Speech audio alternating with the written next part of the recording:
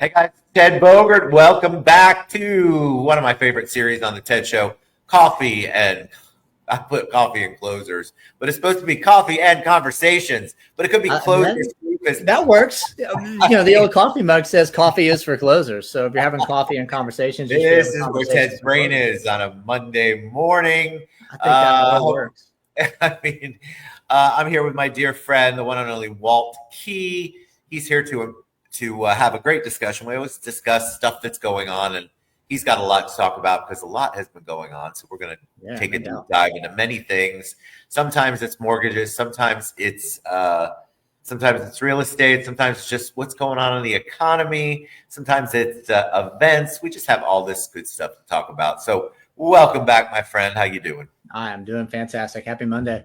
Happy Monday. So before we get started, I want people to know a little bit about you, and then I want to tell you a question that we got for last week that we nice. All right. Well, so the about me is super short. I'm just a schmuck in a Hawaiian shirt who likes to help people. I do that a few different ways. I do that through real estate coaching, real estate investing, business coaching. Just anything I can do to help people is what I do. And you do it well. I have the privilege of being on a lot of Walt's coaching, teaching, webinar workshops, and they're all amazing. And it's all done in such a generous spirit. So you should absolutely follow Walt on Eventbrite, probably, and you can look up on Linktree, which is scrolling across the bottom there.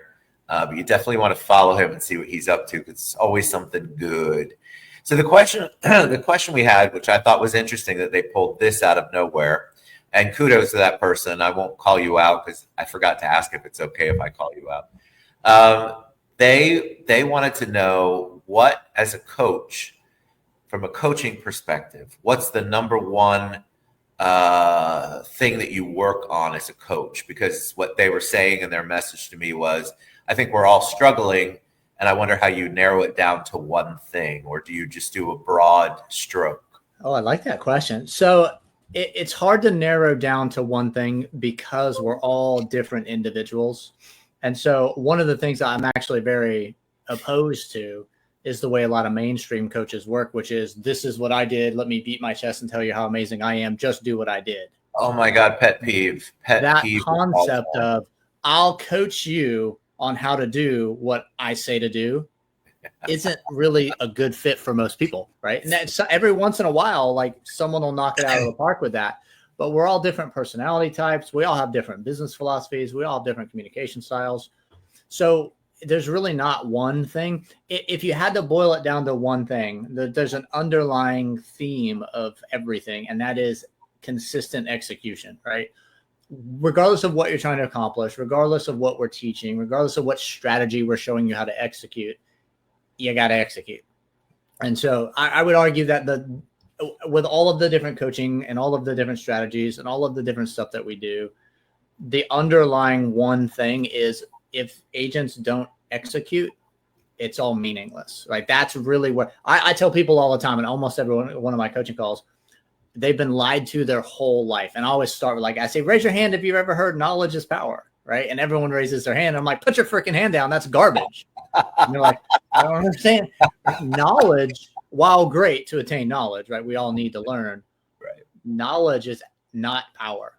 That's some cliche someone made up decades ago. It's absolutely garbage. I can give someone all the knowledge in the world, but if they never use any of the knowledge, it's absolutely powerless. So I tell people all the time, the execution of the knowledge you gain is where the power comes from. And that's something that only that individual person can do. Like, I can teach, I can train, I can coach, I can give resources and tools, but I just can't run their business for them. So the execution is really where the power comes from. It's everything, right? I've been working on that on my own because I keep myself busy, and I have a lot of connections, and I have really solid relationships, and I get caught up sometimes in the minutia, and the minutia to me is the execution part, which it should be the other way around. And so I'm very cognizant of that this year, and I think a lot of people struggle with that. Like, I was thinking on the way here to Citrus Club, which is where I film most times, I was thinking, okay, I just met with, I don't know, 15 people last week. where's your follow-up, Ted? We talked a little bit about that. And so a follow-up class really needs to be taught, because I'm thinking, well, how hard is it? Why is this? Why did I not do it with all of them? I did with several, but not all of them. Yeah. So it's not that it's hard to follow up with people, right? Most people have no problem having a conversation with people. What becomes difficult for most is establishing the habit of consistent follow-up. Yes. Right. So I'm actually going to be talking a little bit about that in my accountability call for my 100K in 100 days challenge today. I'm going to talk about what I call execution intentionality, right? Which is how we go about the average person, right? We go about our days and we say things to ourselves like, I want to be more fit. I want to eat healthier. I want to be more successful. And it's all just this ambiguous, vague, very hard to execute concept in our head. Yes. And that's why most people don't do it. It never leaves that conceptual spot in our head. And there's not enough granularity to make it work. And so when you look at execution intentionality, right, that's simply assigning a specific task, a specific time, and a specific location to whatever the goal is you want to do. So I want to get more fit. Great. You're never going to do it if that's as far as you go. Assign the intentionality to that. I am going to walk my neighborhood for 20 minutes every morning at 6 a.m. Write that down. Put that on your calendar. Have that. Now I have a very executable idea here. Now I'm going from the vague, abstract, I want to be more fit, to here's the specific habit I'm now going to form in order to accomplish the goal. I am going to go walk my neighborhood every morning at 6 a.m. for at least 20 minutes. And there's some great studies out there, not to dive into the psychology, but there's some fantastic studies that show when we take our ideas and our goals from that vague kind of abstract into the very specific executable habit, we achieve those goals about 90% of the time, which is wildly more than what the average person ever achieves, because it's a specific executable task with a specific date, specific time, specific location assigned to it. That's something I can hold myself to and go execute. Beautifully said. That's an amazing answer. And I think that is a struggle. And I think we should do a class on that. I think we could absolutely do a class on. I think it's so important. Not just follow up, but execution as a whole. Follow up is a huge execution for sure. And I think that's where, when I teach I teach a networking class, right? Which seems so simple, but listen, I can do it for other people. So I'm just going to say it out there that I still have my own challenges as a coach, that I have to make myself accountable, but I can absolutely help you because I've been through it or been there. Yeah. So, but on networking, it's the same thing. People go out, network, collect a whole bunch of cards. It's the whole old adage that just sits on top of your desk. Nobody does anything. And by the time you go look at them, you've forgotten where you met them and what you talked about. 100%. And so networking is just another intentional execution. It has to be more than just showing up. You have to have a post plan and what you're going to do. And but yes, let's talk about that after. So thank you for that question. So if you all have questions, it doesn't matter what the topic is, ask us, because we love having a conversation. It doesn't always have to be about real estate. All right. So before we went live, you said that there's so much stuff going on in the world, and I would agree with you. Yeah. So what's something you want to talk about today? Well, first, I think number one we need to talk about is yesterday was National Walter Day. So that is that's the international day that we celebrate people who were or are named Walter. So for all the other Walters out there, I know it's a dying breed and it's a very old name these days. Happy National Walter Day belated, since it was yesterday. So we'll get that out of the way early. I got to get that plug in for the name.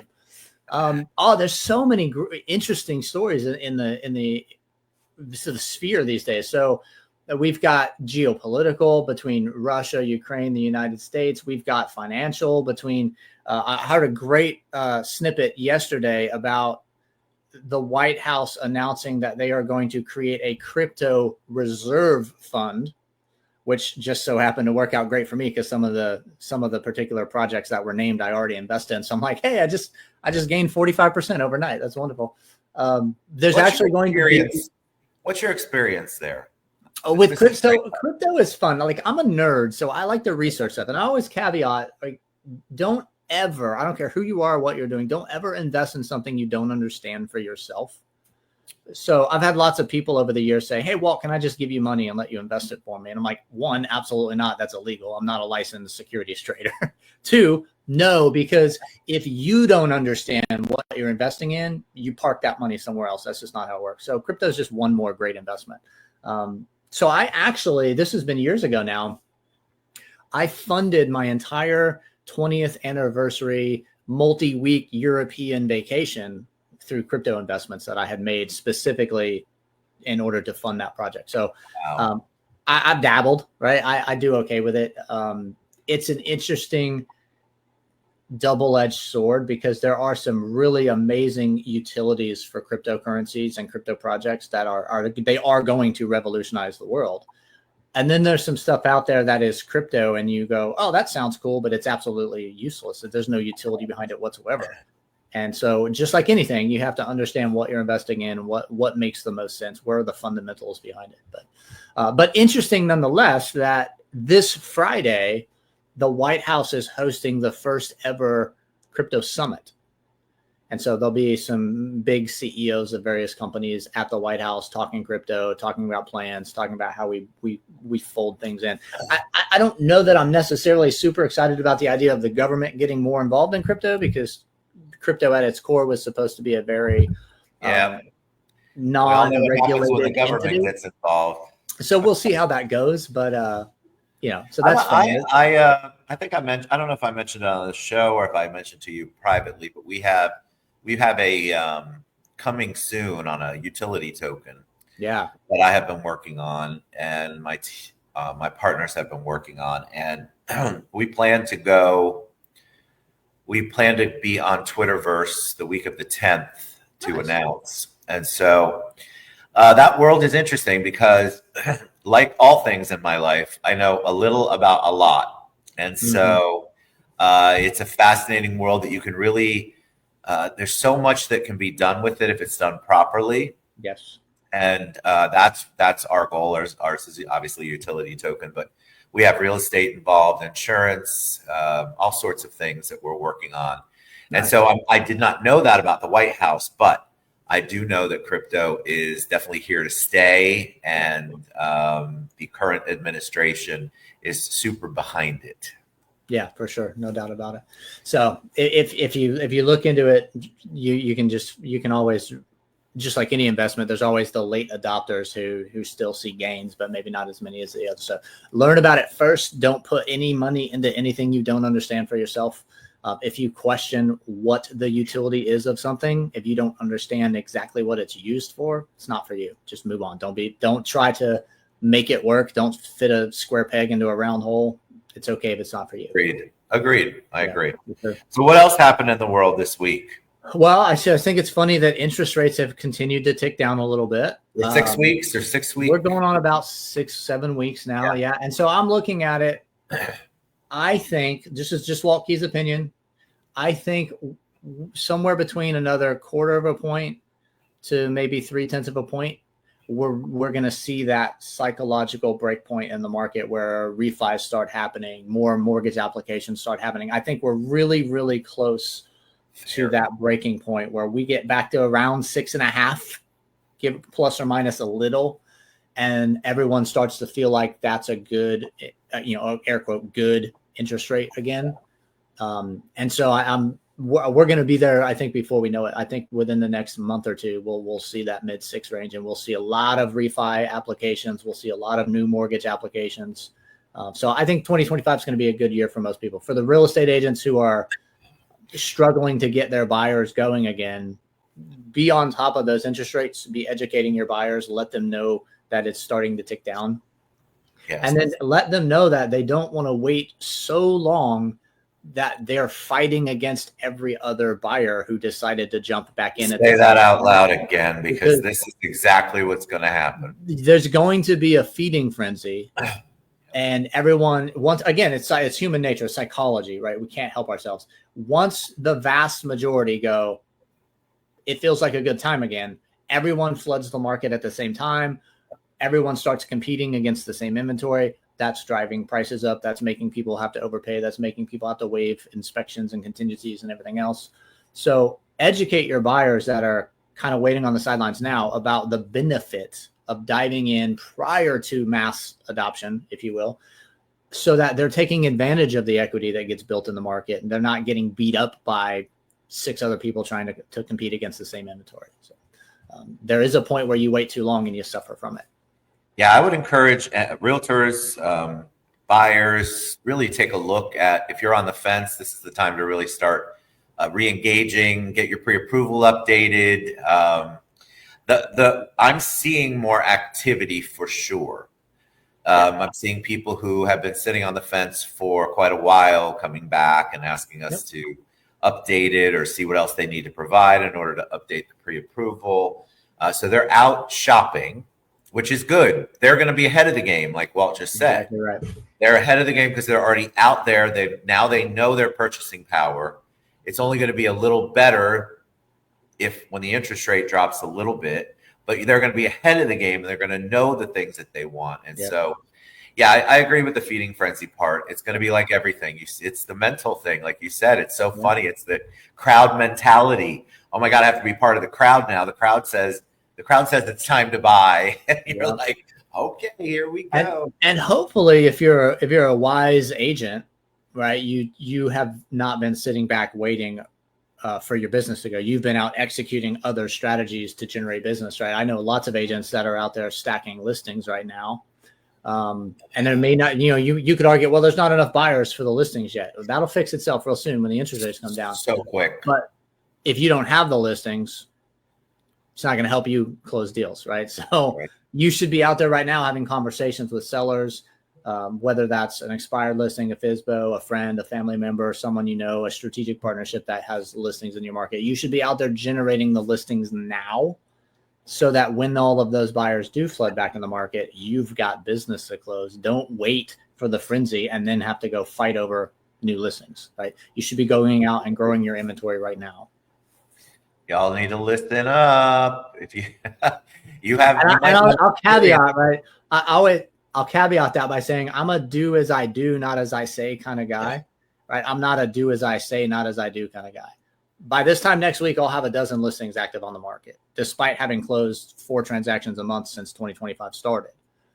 So I'm not telling you anything that I'm not doing. I'm telling you, go get listings right now, even if you think they won't close for a couple months because, well, there's not enough buyers. There will be buyers soon. Don't wait to do it. They're coming. Get your stuff going.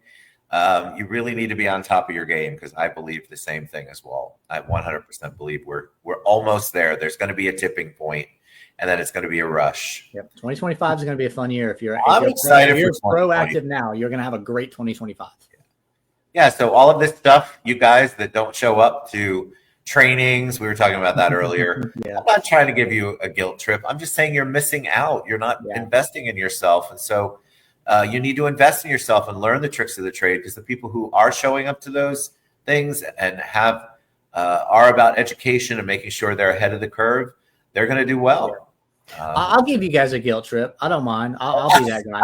So listen, there's tons of knowledge out there. You don't have to get the knowledge from me or from Ted, but there are other ways to get the knowledge out there too. But obviously, Ted and I are the best at giving you the knowledge and the resources, especially, right? So there's the 80-20 rule that everybody always harps about, right? 80% of this is that, 80% of this is that, 80% of the business is closed by 20% of the agents. I'm going to give you a statistical fact from Friday. Ted asked me how it went on Friday because I did another coaching call on how to generate business from FSBOs and landlords on Friday. I had 71 agents sign up for an absolutely free coaching call on how to generate more listing business for themselves. 80-20 rule, right? I had 14 agents on the call. Oh that my God. 19.7, that sounds like 20, showed up for themselves. Yep. They showed up to learn what they needed to learn so that they could go execute their business. If you're in the 80% that's not actually out there trying to learn something new, trying to acquire new strategies, trying to grow your business proactively, the 20% is going to run over you. I hate to be so brash about it, but you have to go learn something new. If your business is stagnant right now, then it's either because you're not executing a plan, or the plan you're executing isn't working for you and you need to adjust. You need to find a new plan. You need to find a new strategy, and you need to go put in the work to run your business. Nobody else is going to do that for you. It's so interesting. The ones online, to me, the ones online used to have better attendance because people didn't want to get up and move. And they thought, and then of course, COVID helped Zoom through the rooftop. But I'm even experienced. Like I have 2 roundtables this week, one today, one tomorrow. They're small roundtables, so I'm limited to 8 people. And I have all of these people asking me, well, can I go to the next one? Can I go to the next one? I'm like, well, why aren't you at this one? Like, I don't understand the thought process. Like you want to wait another week to start your business. I mean, these are free events, free things that you can come and you can, every single time somebody leaves one of my groups, and I know it about your Zooms, your trainings, they leave with something, a nugget, an idea, a solution. And that's really what we're trying to do when we have these events. I think that, and the one thing that almost infuriates me, and it's a mentality thing, but it irks me, is I'll have somebody sign up for a coaching call, sign up for the 100K challenge, sign up for something I'm doing. And then almost immediately after they sign up, we're still weeks away from the event. They'll message me and say, hey, is it going to be recorded? I might not be able to make it. I'm like, listen, if you can't prioritize your business weeks in advance to show up for 1 hour to learn what you need to learn, you're not going to watch the recording anyway. You're not going to prioritize your business. I get that a lot. Chuckle, but it's infuriating when people like, hey, I just signed up, but I won't make it. Can I get the recording? And I'm like, no, you can't get the recording. It's not going to help you any. You're not going to do anything. Get out of it. It is. That's it. I get that a lot too. I get it from my in-person events too. I'm thinking, what? I know I'm not setting up a camera. Yeah, right. Video be here or don't. Figure out your world. I mean, I offer these every week, so why don't you pick one and stick to it? It's funny to me. So for those agents out there that might be struggling, you should really figure out your resources. Look at what your vendors have to offer. Go on Eventbrite and do a search of real estate events in your area and see if there's anything. Or you can go to one of our link trees, which are both scrolling across the bottom there. We have our events and all our good stuff on there. So super important. All right. So as we wrap up, anything you want to leave them with this week? Yeah. So as we just mentioned, right, there's lots of great coaching out there. There's lots of great events, great resources, great ways for you to network, grow, learn, do. I'll flip the script slightly and I'll leave everybody with this. It's great to learn something new. And if you need that, by all means, go learn something new. But don't learn so much perpetually that you never execute on what you're learning. Again, going right back to where we started this call, the execution is where the power happens in your business. So you can learn every strategy on the planet on how to run a real estate business. Spoiler alert, there are dozens of great ways to run a real estate business. They don't all fit for you. They don't all fit for me, but there are literally dozens of great ways. You can learn them all. You could spend days attending coaching calls. But if you never execute on what you learn, you're wasting your own time. So learn something and then put it into action. And while you're executing, by all means, go learn something new. And if you like it, put that into action as well. But don't be in a perpetual cycle of learning that stifles your execution.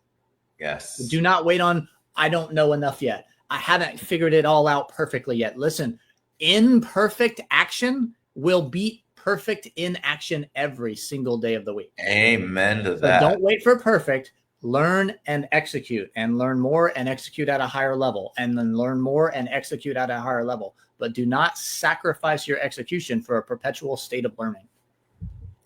off my Beautifully soapbox. said. All right, you all know how to reach Walt. Go to his link tree, which is scrolling across the bottom there. You can find him on all social media platforms. If you have questions for us, want us to talk about it next week, please message me or Walt. We would love to share your questions. We'd love to get you an answer or get our ideas on it. Always a joy to have you on, my friend. Thank you so much for all you do for our community. You guys go to the classes. If you sign up, go. I promise you it's going to change, especially if you do what Walt just told you and you have some action and intentional. What did you say? Intentional action. No, intentional. Yep. Execution, intentionality. Yes. Learn and do. You got to learn and do. All right, guys. We'll see you next week. Bye, everybody.